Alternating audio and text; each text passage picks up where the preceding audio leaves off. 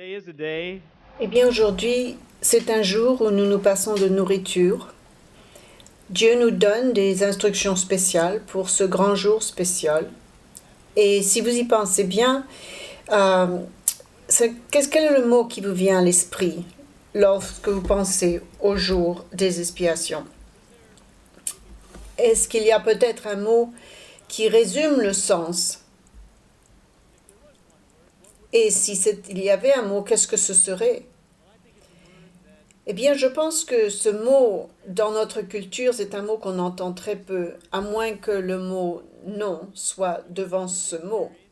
Vous pouvez le rechercher dans les dictionnaires, mais les gens ne semblent pas vraiment comprendre ce que cela signifie. Si vous parlez aux gens dans la rue, ils peuvent vous dire qu'ils savent ce que c'est, mais si vous leur demandez pourquoi c'est important, je ne suis pas sûre qu'ils sauraient exactement pourquoi c'est important.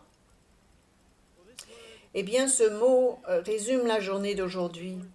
Et je pense que c'est un mot qui est rarement pratiqué dans la société, dans ce monde mauvais. Quel est ce mot? La miséricorde. La miséricorde. Pourquoi est-ce que la miséricorde est-elle liée au jour des expiations et pourquoi la miséricorde est-elle de toute façon une clé aussi vitale? Est-ce vraiment lié au jour des expiations ou pas? Ou est-ce qu'il est question d'autre chose? Bien, réfléchissons à cela un peu. Prenez un peu de temps et remarquons un défi biblique qui nous est lancé à chacun d'entre nous pour comprendre, d'enseigner et de mettre en pratique dans notre vie. Et le jour des expiations est un jour qui montre combien il est essentiel, et c'est vraiment le cas, et à quel point cela est fondamentalement fait partie de cette journée, et même plus que cela, combien il est fondamental de l'avoir pour le caractère de Dieu. Alors pensons à ce mot merveilleux, miséricorde. Maintenant, si vous voulez bien tourner avec moi, vous reportez à Lévitique 16. Nous allons examiner comment est-ce que les expiations sont connectées à la miséricorde divine. Dans Lévitique 16, nous avons une description de ce qui devait se produire ce jour-là dans l'Ancien Israël. Alors, nous le remarquerons, nous voyons que Dieu parlait à Moïse et lui donnait des instructions concernant le jour des expiations. Dans Lévitique 16, au verset 1, l'Éternel parla à Moïse après la mort des deux fils d'Aaron qui moururent en se présentant devant l'Éternel. Si vous vous souvenez l'histoire, ils étaient allés dans le Saint des Saints, dans le lieu le plus saint alors qu'ils n'étaient pas supposés y aller, et ils y sont morts. Alors Dieu leur donne des instructions plus détaillées, afin qu'ils puissent comprendre la signification de cet endroit spécial. Et au verset 2, il est dit, l'Éternel dit à Moïse, parle à ton frère Aaron, afin qu'il n'entre pas en tout temps dans le sanctuaire, au-dedans du voile, devant le propitiatoire, qui est sur l'arche, de peur qu'il ne meure, car j'apparaîtrai dans la nuit sur le propitiatoire. Le propitiatoire en anglais est appelé le siège de la miséricorde. C'était là où l'arche de l'alliance se tenait. Alors, qu'est-ce qui était si important dans l'arche de l'alliance? Eh bien, c'est ce qu'il représentait et ce qu'il contenait. L'arche de l'alliance était une belle petite boîte en or et elle était couverte de ce qu'on nous dit ici, le propitiatoire, fondamentalement une plaque d'or. Et ce propitiatoire représentait le trône de Dieu. En fait, dans l'ancien Israël, la présence même de Dieu était là dans le lieu très saint. Et donc, avoir le respect et la crainte due à Dieu et à sa présence, ne pas avoir ce respect, c'était blasphémer. Et donc, ce n'est pas étonnant que les fils d'Aaron étaient morts en profanant cela. Maintenant, Dieu souligne très clairement à quel point cet endroit est important et le fait que cet endroit était un lieu de miséricorde. Comme je vous dis en anglais, le mot propitiatoire s'appelle le siège de la miséricorde ou le trône de la miséricorde. Ça peut être un peu drôle quand on pense que ces deux hommes sont entrés et sont morts. Comment est-ce que ça peut être le trône de la miséricorde, n'est-ce pas? Eh bien, nous allons trouver cela en parcourant l'histoire dans l'ancien Israël. On va sauter un peu plus loin Et on va voir ce qui s'est passé ce jour-là avec les sacrifices qui allaient être offerts. Aaron s'était sacrifié pour lui-même et il y avait aussi quelques autres choses qui étaient impliquées au verset 15 et 16 de Lévitique 16. Il égorgera le bouc expiatoire pour le peuple et il emportera le sang au-delà du voile. Il fera avec ce sang comme il a fait avec le sang du taureau.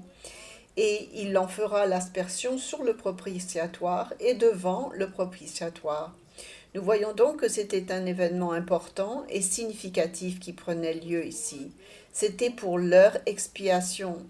Au verset 16, c'est ainsi qu'il fera l'expiation pour le sanctuaire à cause des impuretés des enfants d'Israël et de toutes les transgressions par lesquelles ils ont péché, à cause de leurs péchés qui devaient être expiés.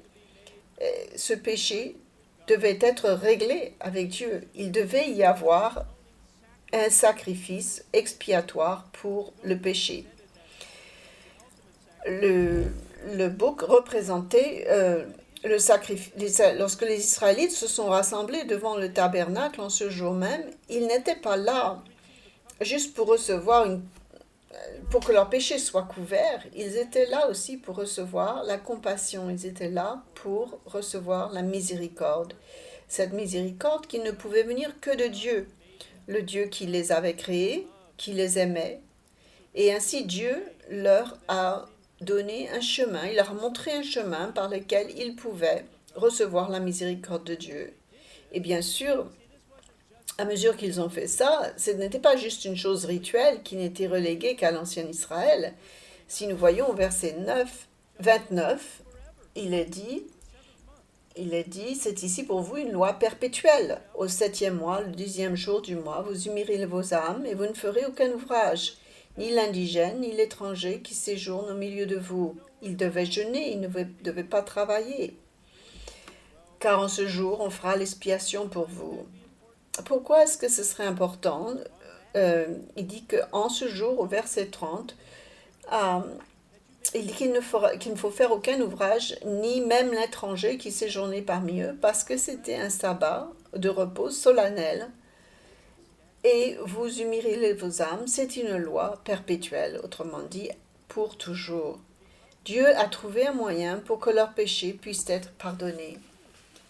Et cela était une célébration qui devait être continuée à toujours. Et aujourd'hui, donc, nous continuons d'affliger nos âmes. Nous continuons à reconnaître que nous avons besoin d'un sacrifice expiatoire. Nous avons besoin, en fin de compte, de la miséricorde de Dieu. Ce jour n'était pas simplement appelé le jour des expiations. On l'appelait aussi un jour de pardon. Un jour de pardon, parfois, en anglais, en français, c'est le même mot, c'est le pardon. Donc l'implication de ce jour est peut-être également un jour de réconciliation, où une bonne relation pouvait être rétablie avec Dieu. Et Dieu nous restaure dans une bonne relation avec lui, avec Israël, quand il a couvert leurs péchés de sa miséricorde. Nous n'avons pas besoin d'attendre un jour par an pour que cela se produise, bien entendu, mais ce jour d'expiation représente cette chose même. Nous avons tous besoin d'un sacrifice expiatoire. Et ainsi, Dieu dit clairement que nous avons besoin de ce pardon, d'avoir pardon. Nous avons besoin d'un sacrifice. Et nous avons vraiment besoin d'être dans une bonne relation avec Dieu parce que le péché nous sépare de Dieu. Maintenant, comment cela serait-il possible d'avoir une bonne relation avec Dieu? Nous sommes des êtres humains pécheurs, nous sommes si loin des normes de Dieu. Alors comment est-il même possible de se réconcilier? Comment est-il possible d'être justifié avec Dieu? C'est là que l'expiation intervient. Grâce à la miséricorde de Dieu, c'est possible, parce que Dieu est plein de miséricorde. Mais vous pensez à l'ancien Israël, dans quelle mesure était-il capable d'obéir à Dieu? Il n'y arrivait pas trop bien. Ils avaient toujours besoin que leurs péchés soient pardonnés, mais ils ne le méritaient pas. Alors qu'est-ce qui a rendu cela possible? La miséricorde divine a rendu cela possible, pour que leurs péchés puissent être pardonnés à travers la représentation de cette chèvre, de ce bouc, qui a indiqué que cela sera possible, non seulement pour eux que leurs péchés soient pardonnés, mais pour que nos péchés à nous également soient totalement pardonnés. Et ce n'est que par la miséricorde de Dieu qu'il devient possible de faire cela. Et ainsi, un jour comme aujourd'hui, la miséricorde résume l'approche de Dieu envers ce jour solennel.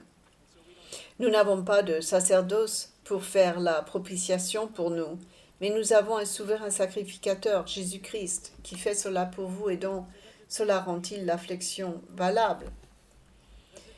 Cela nous rappelle-t-il pourquoi nous affligeons nos âmes? Pourquoi jeûner un jour comme ça, comme aujourd'hui? Est-ce que c'est juste pour se passer de nourriture et d'eau, pour qu'on l'apprécie encore plus après le fin du sabbat? Est-ce que c'est pour ça qu'on le fait? Vous savez, je me demande si l'ancien Israël comment ils le faisaient. Ce n'était pas seulement parce qu'ils avaient faim. Nous avons appris que nous pouvons passer une journée sans nourriture ni eau, mais nous nous rendons compte si nous continuons de faire ça, si nous continuons à nous passer d'eau et de nourriture pendant plusieurs jours, eh bien éventuellement nous mourrons sans nourriture physique et sans eau. Nous allons mourir physiquement parlant, nous sommes morts. C'est la même chose spirituellement, et ça nous rappelle cette grande leçon spirituelle. Sans la miséricorde divine, spirituellement, nous serions morts. Notre jeûne devrait nous le rappeler. Que oui, nous rappeler une vérité spirituelle plus importante, que sans Dieu, dans notre vie, nous pourrons spirituellement. On peut donc supporter un petit mal de tête ou une fatigue tout au long de la journée, parce que finalement, cela nous rappelle à quel point nous sommes fragiles.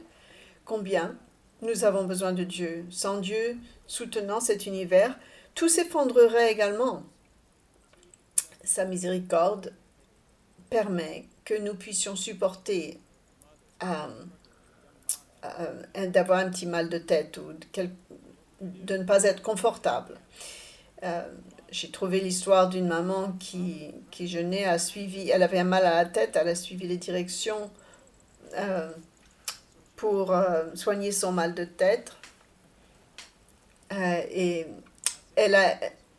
sur la bouteille, il y avait marqué qu'il fallait éloigner ça des enfants pour arrêter son mal de tête. Alors c'est une plaisanterie, il dit que parfois les enfants donnent des maux de tête à leur maman. C'est une petite plaisanterie qu'il fait ici. Nous comprenons bien même que l'un des noms de Dieu est le Dieu de la miséricorde. Prenez le temps de regarder cela après le jour des expiations. Dieu notre Père et Jésus-Christ est un Dieu de miséricorde. Nous savons que Paul a rappelé Timothée que Dieu veut sauver tout le monde.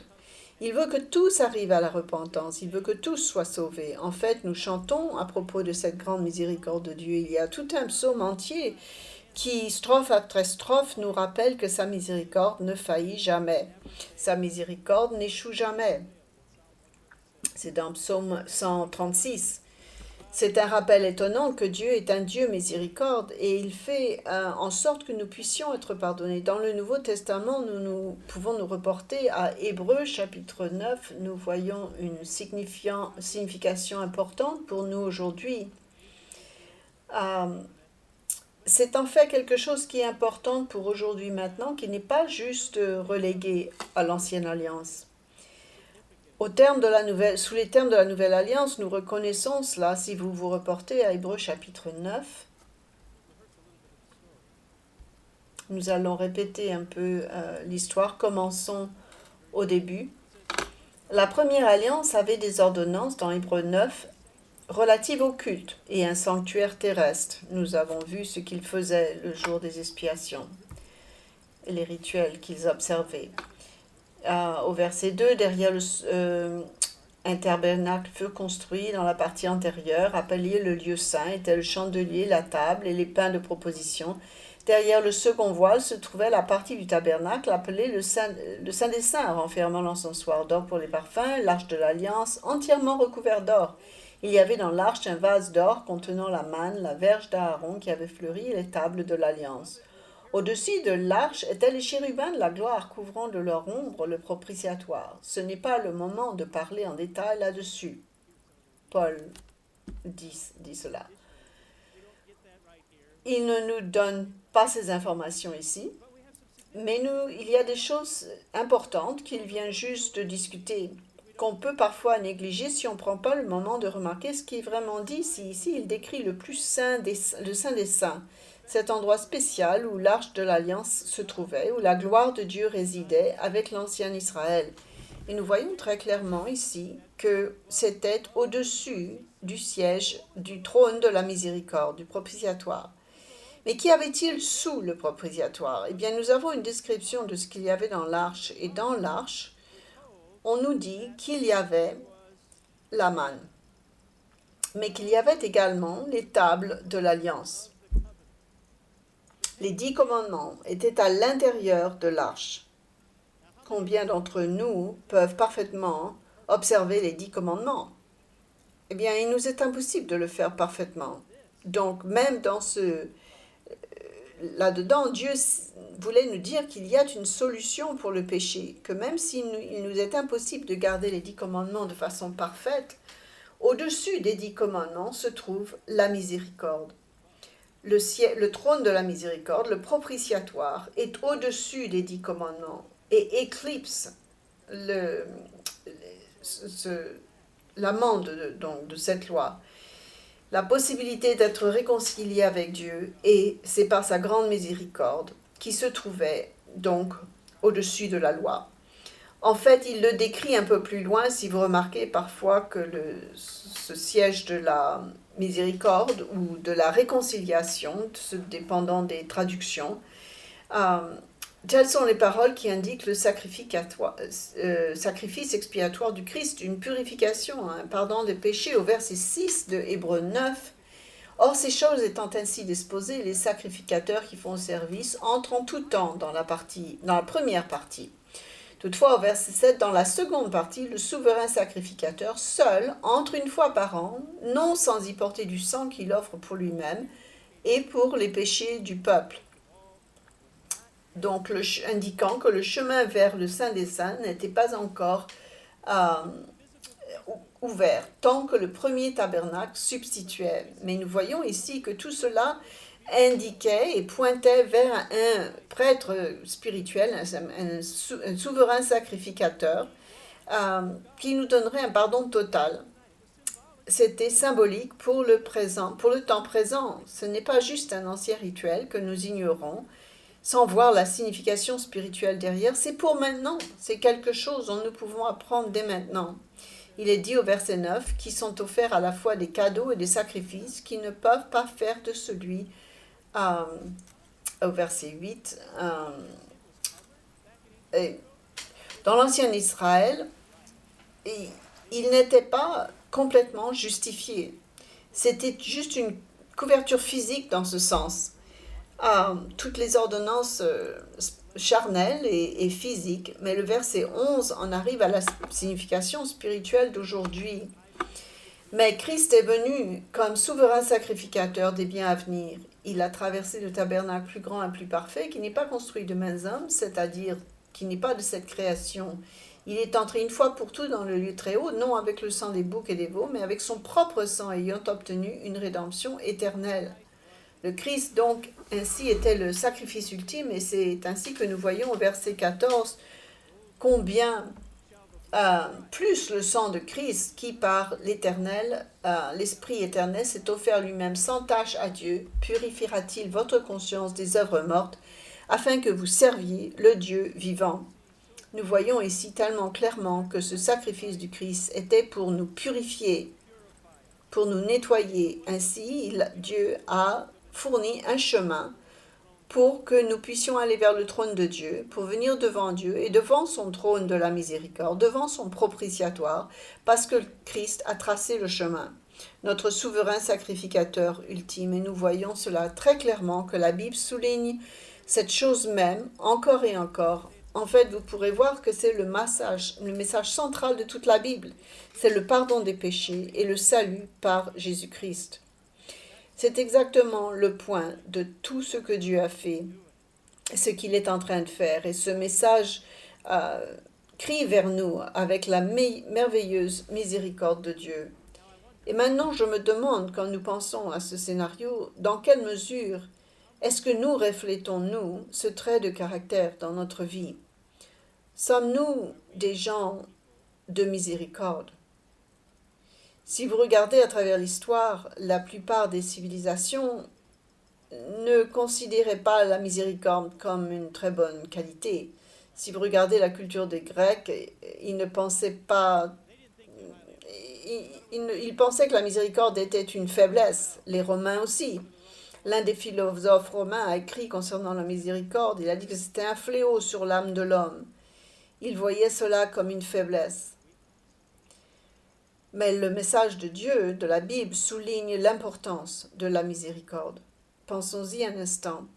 Quelle est l'importance de la miséricorde? Eh bien, il y a un passage qui met cela en évidence. Certaines des exigences pour vous et moi dans Michée, un passage bien connu, Michée 6, verset 8. C'est un petit passage, on nous donne des choses très simples, 3 ingrédients qui sont, Dieu dit, des exigences. 3 ingrédients, vous pourriez dire, qui fait qu'un homme ou une femme de Dieu puisse réussir spirituellement. 3 choses qui n'ont pas l'air si compliquées, nous pouvons les lire très rapidement et pourtant elles sont si vitales que sans ces choses, je ne pense pas que nous puissions prétendre être le peuple de Dieu. Remarquez Michée 6, verset 8. On t'a fait connaître, ô homme, ce qui est bien. On voit d'abord pratiquer la justice, que tu aimes la miséricorde. Et troisièmement, que tu marches humblement avec ton Dieu. Et voilà, nous voici au jour des expiations en train d'affliger nos âmes et en jeûnant et en réalisant nos faiblesses. Cela a-t-il tendance à vous faire sentir un peu plus humble, vous faire ralentir un petit peu? Je pense que oui. Ça souligne l'importance de Dieu et de son amour et nous devons mettre cela en pratique. En fait, cela pose une question difficile, je crois, pour chacun d'entre nous. Est-ce que nous aimons la miséricorde? C'est une exigence, pas seulement de l'avoir de temps en temps, mais il dit de l'aimer la miséricorde. Peut-être si vous êtes comme moi, vous aimez être un petit peu critique parfois, ça nous vient plus facilement, n'est-ce pas? Serait-ce quelque chose qui vous définit?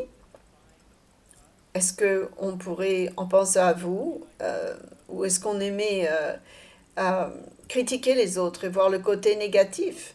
Est-ce que nous aimons vraiment la miséricorde de la manière dont nous devons l'aimer? Sommes-nous vraiment compatissants envers les autres? En particulier ceux que nous pourrions voir comme quelqu'un qui est un petit peu en dessous de nous. Sommes-nous compatissants envers eux? Sommes-nous gentils, indulgents? Parce que c'est vraiment ce que la miséricorde veut dire si vous regardez dans le dictionnaire. C'est des gens qui pardonnent aux autres ou qui les excusent quand ils font des bêtises ou des erreurs, quand ils ne nous traitent pas bien. Mais une définition que j'apprécie vraiment, c'est une question que je me pose à moi-même. Est-ce que j'aime vraiment la miséricorde? Parce que si je le fais, ça veut dire que je vais décider de ne pas donner à quelqu'un ce qu'il mérite. Ça décrit exactement ce que Dieu fait avec nous le jour des expiations. Que méritons-nous en tant que personnes pécheresses, qui se sont éloignées de Dieu? N'êtes-vous pas heureux que Dieu soit un Dieu de miséricorde et ne nous donne pas ce que nous méritons, mais au lieu de ça, il nous offre son pardon, il fait preuve de gentillesse envers nous. Je pense qu'aimer la miséricorde, c'est exactement faire cela, décider de ne pas donner à quelqu'un ce qu'il mérite, mais plutôt de lui donner de l'amour et de la gentillesse. Vous ne pouvez pas manquer de miséricorde. Vous ne pouvez pas en faire trop preuve. Si vous regardez dans la Bible, plus de 270 fois, la miséricorde se trouve dans la Bible. Cela ne compte pas les autres moments comme miséricordieux ou d'autres endroits où les concepts sont développés sans nécessairement utiliser ce nom. Si vous tournez une page dans la Bible, chaque 4 pages, vous trouverez quelque chose qui décrit la miséricorde. Quelle est l'importance de cela donc pour Dieu? Dans quelle mesure est-il important pour nous d'aimer la miséricorde, la même nature de Dieu? Cela fait partie de la nature même de Dieu de nous offrir cette miséricorde. Les psaumes le décrivent encore et encore dans Psaume 103, si vous voulez bien vous y reporter. Psaume 103. Nous commencerons au verset 8. Psaume 103, verset 8. Cela nous indique l'importance de la miséricorde. L'Éternel est miséricordieux et compatissant, lent à la colère et riche en bonté. Ce n'est pas juste qu'il il nous offre l'amour et la bonté, ce n'est pas qu'il forcément il fait un effort supplémentaire, non seulement en ne donnant pas à quelqu'un ce qu'il mérite, mais en étant gentil avec eux. Il ne gardera pas sa colère toujours pour nous. Il dit, il ne conteste pas sans cesse, il ne garde pas sa colère envers nous. Il ne nous traite pas selon nos péchés, au verset 10. S'il ne nous traitait selon nos péchés, on n'aurait aucun espoir. Il ne nous punit pas selon nos iniquités, mais autant les cieux sont élevés au-dessus de la terre, autant sa bonté est grande pour ceux qui le craignent. Autant l'Orient est éloigné de l'Occident, autant il éloigne de nous nos transgressions. Pourquoi? À cause de ce qu'il est dit dans le début du verset 11, parce que sa miséricorde est tellement grande. Il est un Dieu si miséricordieux. Comme un père a compassion de ses enfants, au verset 1, l'Éternel a compassion de ceux qui le craignent, car il sait de quoi nous sommes formés, au verset 14. Il se souvient que nous sommes poussière. Il fait donc remarquer assez clairement ici que la miséricorde n'est pas une faiblesse. Si on est trop occupé parfois à appliquer les règles ou à les faire appliquer aux autres, n'est-ce pas? La miséricorde n'est pas le manque de volonté de punir, parce que Dieu punit, cela ne fait aucun doute. Mais au lieu de cela, c'est en fait un choix conscient de ne pas donner à quelqu'un les conséquences négatives qu'il mérite. C'est ne pas faire cela. Donc, si vous pensez aimer la miséricorde, posez-vous la question, envers qui est-ce que je fais preuve de miséricorde? Eh bien, tout le monde. C'est nos femmes, nos épouses, nos maris, nos enfants, notre pasteur, nos enseignants, nos aînés, nos voisins. Tu connais l'idiot sur l'autoroute qui vient de me couper le chemin. Vous l'appelez, nous sommes censés faire preuve de miséricorde. Donc tout le monde est censé recevoir la miséricorde. Est-ce qu'on fait ça? Est-ce que nous faisons vraiment en sorte que cela soit une partie de notre vie? Est-ce que nous puissions dire que nous l'aimons vraiment, la miséricorde, et que cela puisse se voir à travers nos actions? Vous savez, il y a tellement d'organisations caritatives qui font des choses fantastiques, et je me demande parfois si elles ne font pas mieux que nous dans le domaine de la miséricorde, pour aimer la miséricorde. C'est triste de dire ça, mais parfois je me le demande.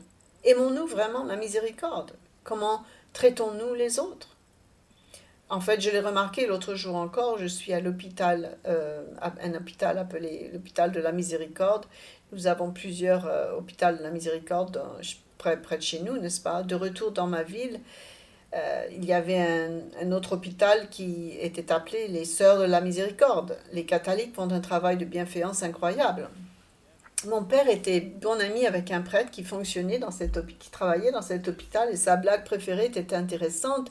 C'était une blague sur la miséricorde. Il parlait toujours du gars qui avait été amené à l'hôpital de la Miséricorde, qui avait besoin d'une intervention chirurgicale d'urgence. Et donc, il est juste emmené dans la chambre, ils l'ont opéré. Et là, quand il s'est réveillé, il a vu l'une des sœurs de la Miséricorde qui l'assistait à son chevet. Et il lui a dit, on t'a fait opérer juste à temps, nous t'avons sauvé la vie, ça va être très bien. Alors elle le consolait, ensuite elle devait faire son travail. Et elle a dit, au fait, comment pensez-vous payer pour ça? L'homme a dit, eh bien, Je ne sais pas. Elle a dit, est-ce que vous êtes assuré? Il a dit non, je n'ai pas du tout d'assurance. Elle a dit, bien, avez-vous un compte d'épargne? Et le gars a dit non, je ne sais pas, je n'ai pas non plus de compte courant. Et l'infirmière, la nonne regarda, eh bien, vous avez des parents? Avez-vous des proches? Et il a dit non, en fait, j'en ai. J'ai une sœur qui est assez âgée, qui est une nonne en Californie. Et la sœur la répondait, les nonnes ne sont pas des célibataires, elles sont mariées à Dieu. L'homme a dit, eh bien, dans ce cas, pouvez-vous facturer mon beau-frère?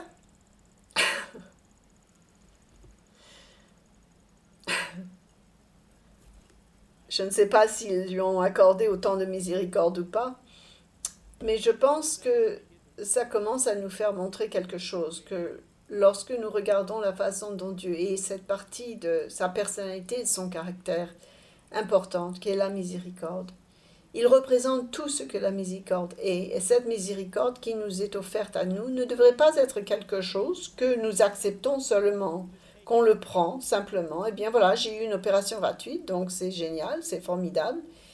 On doit faire plus que cela, n'est-ce pas? Il devrait y avoir une connexion entre la miséricorde et la repentance qui ne peut pas être niée dans les Écritures. En fait, quand nous regardons à travers les pages de la Bible, il est étonnant de voir la main de Dieu là-dedans, car il ne s'attend pas à ce que nous changions d'abord. Avez-vous déjà pensé à cela? Quelle était votre vocation quand Dieu vous a appelé, quand il a commencé à travailler avec vous? Eh bien, il a une petite description qui connecte à cela dans Tite 3. Reportez-vous à Tite au début de ce chapitre. Nous allons voir cette forte connexion entre la miséricorde et la repentance.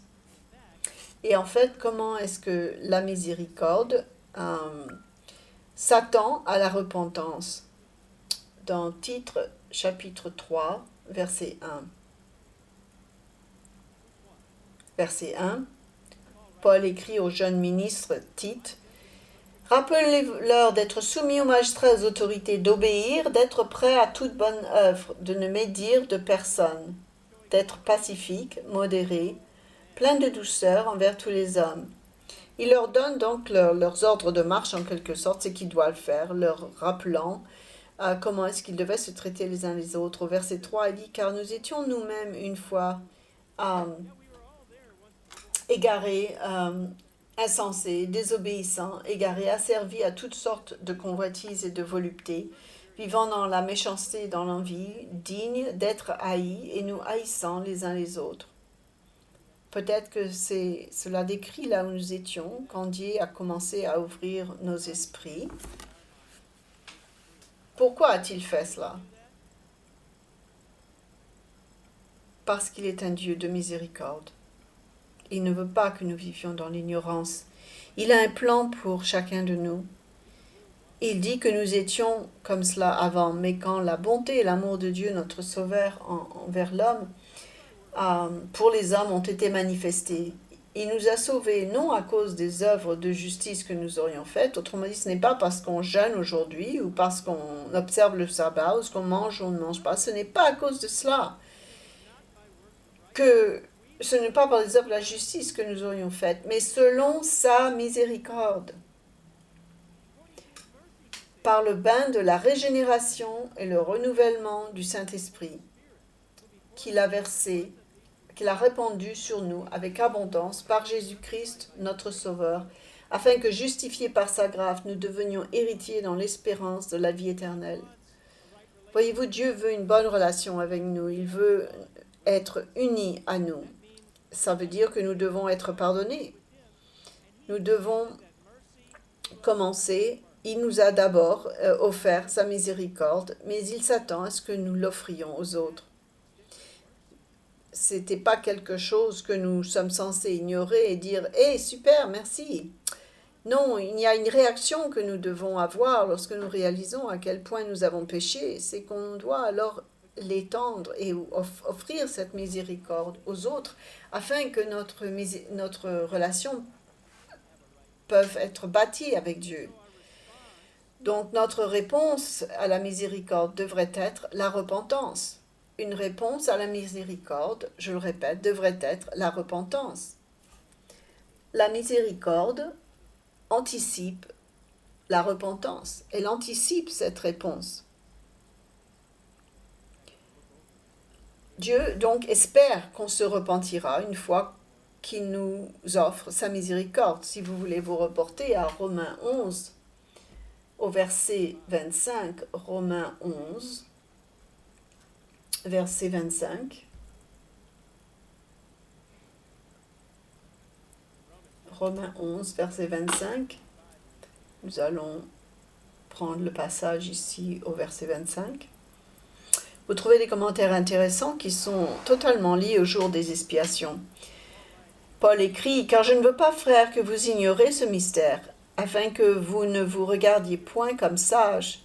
Une partie d'Israël est tombée dans l'endurcissement jusqu'à ce que la totalité des païens soit entrée, et ainsi tout Israël sera sauvé. » Il leur fait remarquer, il souligne le fait qu'il y a plus dans l'histoire que ce qui s'est passé dans l'ancien Israël. Il dit, comme il est écrit, le libérateur viendra de Sion, et il détournera de Jacob les impiétés, et ce sera mon alliance avec eux lorsque j'ôterai leurs péchés. En ce qui concerne l'Évangile, ils sont ennemis à cause de vous, mais en ce qui concerne l'élection, ils sont aimés à cause de leur Père, au verset 29, car les dons et l'appel de Dieu sont irrévocables. Car vous étiez autrefois désobéissants à Dieu.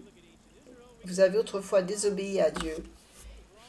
On pourrait dire, en regardant l'histoire des anciens d'Israël, on pourrait dire, mais pourquoi est-ce qu'ils ont ignoré tout ça? Comment est-ce qu'ils pourraient ignorer la nuage de feu et la mer qui s'est séparée et toutes ces promesses? Pourquoi est-ce qu'ils n'y ont pas cru? Comment est-ce qu'ils ne pouvaient pas voir que Dieu allait combattre leur bataille? On peut dire, moi je n'aurais jamais fait ça. Et donc c'est un peu la critique qu'on peut donner aux enfants d'Israël, mais il dit, maintenant attendez une seconde. Vous étiez vous aussi autrefois désobéissants à Dieu. Et maintenant, vous avez obtenu miséricorde. Ils obtiennent aussi miséricorde car Dieu a renfermé tous les hommes dans la désobéissance pour faire miséricorde à tous, parce qu'il parle ici du sacrifice de Christ. Et alors que nous avons accepté ce sacrifice avec Dieu afin d'être rendus justifiés avec Dieu, d'avoir une bonne relation avec lui, ils auront cette opportunité. Ô profondeur de la richesse, de la sagesse, de la science de Dieu, que ses jugements sont insondables et ses voies incompréhensibles. Non seulement les Israélites, mais comme il le souligne ici, les gentils, tout le monde, nous aussi, aurons cette opportunité, donc grâce à la miséricorde de Dieu, pour faire partie de la famille de Dieu, pour obtenir le salut. Nous sommes totalement dépendants de la miséricorde de Dieu. Absolument. Et le salut pour tous est une autre démonstration de cette caractéristique divine. Et donc, comment réagissons-nous? Que faisons-nous suite à la grande miséricorde que Dieu nous a donnée? Nous changeons, nous nous repentons, nous apprenons à penser différemment. Nous mettons le caractère du Christ en nous. Notre réaction à cette merveilleuse miséricorde de Dieu devait être l'obéissance. En fait, quand vous regardez à travers la Bible, la miséricorde est le fondement, son accord du salut ultime que nous avons par Jésus-Christ. Et ainsi, nous voyons cela encore et encore. Souvenez-vous quand Christ lui-même a dit « Je ne suis pas venu pour ceux qui sont en bonne santé, je suis venu pour ceux qui sont malades. » Car il poursuivit en disant qu'il désire la miséricorde. Il désire. Est-ce qu'il serait juste de dire que la miséricorde est une marque ou une caractéristique de la justice? Est-ce pour cela qu'il nous dit d'aimer la miséricorde? Il y a une déclaration remarquable dans le livre de Jacques, Jacques chapitre 2. Jacques chapitre 2, juste au cas où nous aurions le sentiment que la miséricorde pourrait être un peu une faiblesse ou quelque chose de, oui, quelque chose de faible, de trop gentil. Euh, on dit parfois c'est un vrai tapis. Euh, Lisons dans Jacques 2, 13, verset 13. Car le jugement est sans miséricorde pour qui n'a pas fait miséricorde. La miséricorde triomphe du jugement. Cela fait partie de la leçon du jour des expiations, n'est-ce pas? La miséricorde triomphe. Si Dieu avait jugé l'ancien Israël, c'était fini. Mais la miséricorde a triomphé. Ce n'est pas différent pour vous et moi. Nous sommes tous à court de la gloire de Dieu. Si c'était seulement basé sur le jugement, il n'y aurait aucun espoir, mais la miséricorde triomphe du jugement. Et donc il souligne cela. Cela ne signifie pas que cela supprime le jugement, ce n'est pas le cas du tout. Le jugement ultime arrive sur ce monde et sur toute l'humanité, c'est incontestable. Et donc cela se produira certainement, mais ce que nous voyons ici, et ce que cela indique, c'est que pour vous et moi, c'est un rappel que nous devons, en tant que chrétiens, aimer la miséricorde, parce qu'il dit seulement ceux qui montrent la miséricorde recevront la miséricorde. Ça ne dit pas cela dans ces mots-là exactement, mais c'est le verset 13 est très clair, car le jugement est sans miséricorde pour qui n'a pas fait miséricorde. Si vous ne montrez pas de miséricorde envers les autres, vous ne recevrez pas la miséricorde. Alors à quel point est-il important pour nous d'être miséricordieux?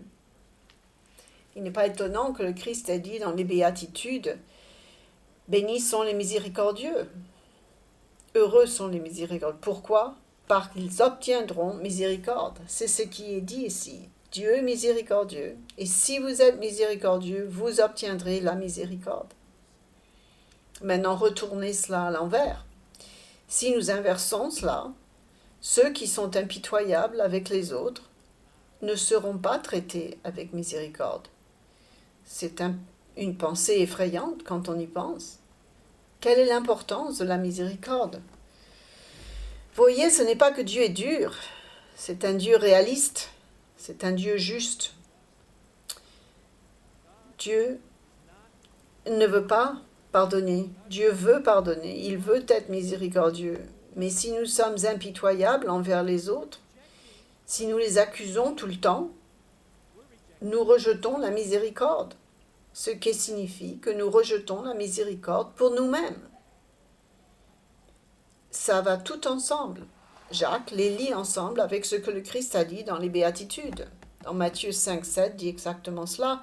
Maintenant, si nous ne faisons pas preuve de miséricorde envers les autres, nous claquons essentiellement la porte à nous-mêmes, à la miséricorde pour nous-mêmes. Mais si nous offrons compassion, si nous offrons le pardon, nous offrons la miséricorde, alors cette porte que Dieu ouvrira en grand pour la miséricorde et le pardon de Dieu pour nous. Vous voyez que Dieu est un Dieu formidable, Dieu est un Dieu juste. C'est certainement un rappel que ce n'est pas étonnant au cœur même de l'expiation se trouve la miséricorde, le propitiatoire, le trône de la miséricorde. C'est maintenant le moment, l'expiation qui nous rappelle qu'il est temps de se débarrasser de notre fierté, de notre amertume, de notre sentiment d'infériorité qui nous fait réagir de façon agressive envers les autres, le temps de ressentir le soulagement, la joie que Dieu veut que nous ayons et qui commence à se produire en étant miséricordieux. La miséricorde est tellement un grand mot, large et riche dans la Bible. Oui, cela inclut se soucier des problèmes de quelqu'un d'autre. Ce n'est pas seulement quelqu'un m'a fait du mal et donc je leur en veux. Je n'en veux plus, mais je me soucie aussi de leurs besoins. Je suis prêt à aider quiconque en a besoin. Vous pourriez écrire Ésaïe 58, Matthieu 25. Ces deux chapitres ont tellement à dire sur la miséricorde et son application, car elles signifient que je vais prendre le temps. Je vais prendre le temps. Je vais être une priorité dans ma vie de veiller sur les besoins des autres, de prendre soin de leurs besoins, de les réconforter, de leur rendre visite, de peut-être de les enseigner, peut-être de leur mentionner quand ils ont des erreurs, mais leur pardonner, de prier pour eux. Tous ces concepts sont liés au jour des expiations et de la miséricorde. Il y a un passage étonnant dans les Proverbes, juste une petite phrase, mais ça dit tellement, c'est une phrase tellement importante. Proverbe 16, verset 6. Ça résume un peu tout ce concept du jour des expiations. La grande miséricorde de Dieu. Remarquons ce qu'il est dit ici dans Proverbe 16, verset 6. Proverbe 16, verset 6. Par la bonté et la fidélité, on expie l'iniquité. L'iniquité, c'est ce péché que nous avons tous. Et par la crainte de l'Éternel, on se détourne du mal. C'est tout un scénario, n'est-ce pas? Dieu nous donne sa miséricorde, il fournit l'expiation, il fournit ce pardon, cette propitiation, cette expiation, ce pardon du péché, le sacrifice expiatoire par Jésus-Christ qu'il a donné pour nous. Et notre réponse est d'aimer Dieu, de le craindre, de se marcher avec lui et de mettre Christ en nous. Et donc cette expiation nous rappelle que le Christ comprend ce qu'est le fait d'être un être humain. Il sait ce que c'est que d'être humain, d'être rejeté. Il sait ce que c'est que de ne pas recevoir de miséricorde. Il sait ce que c'est que de souffrir, que d'être seul. Il comprend notre situation, notre condition. Il vous comprend parfaitement, vous et moi. Et qu'est-ce qu'il veut? Que veut-il? Il veut que nous soyons pardonnés. Il veut avoir une bonne relation avec nous. Et donc cette relation passe par la miséricorde. Cela vient de ce merveilleux trait du caractère de Dieu. En fait, Hébreux 10 décrit tout ce scénario du jour des expiations et notre grand appel dans Hébreux chapitre 10, verset 19. Hébreux 10, verset 19. Remarquez ce merveilleux rappel que nous recevons en montrant le côté spirituel de ces choses. Ainsi donc, frères, nous avons, au moyen du sang de Jésus, une libre entrée dans le sanctuaire. On n'a pas besoin de taureau, de chèvre ou de veau, quoi que ce soit de ce genre. Ce n'est plus le cas. Nous avons le sacrifice parfait. Nous pouvons arriver au trône même de Dieu dans le troisième ciel, et nous pouvons venir au verset 20, par la route nouvelle et vivante qu'il a inaugurée pour nous à travers le voile, c'est-à-dire de sa chair. Et nous avons un souverain sacrificateur établi sur la maison de Dieu. Approchons-nous donc avec un cœur sincère, dans la plénitude de la foi, des cœurs purifiés d'une mauvaise conscience et le corps lavé d'une eau pure. Retenons fermement la profession de notre espérance, car celui qui a fait la promesse est fidèle. Veillons les uns sur les autres pour nous exciter à l'amour et aux bonnes œuvres. N'abandonnons pas notre assemblée comme c'est la coutume de quelques-uns, mais exhortons-nous réciproquement et cela d'autant plus que vous voyez s'approcher le jour. C'est l'application ultime de cette grande miséricorde divine, la capacité de venir devant lui dans le Saint des Saints, au ciel, pour venir devant son trône même de Jésus-Christ et de Dieu pour être pardonné. Et la miséricorde est donc ce rappel ultime de la nature de Dieu. Et donc aujourd'hui, nous sommes plus humbles, car nous jeûnons.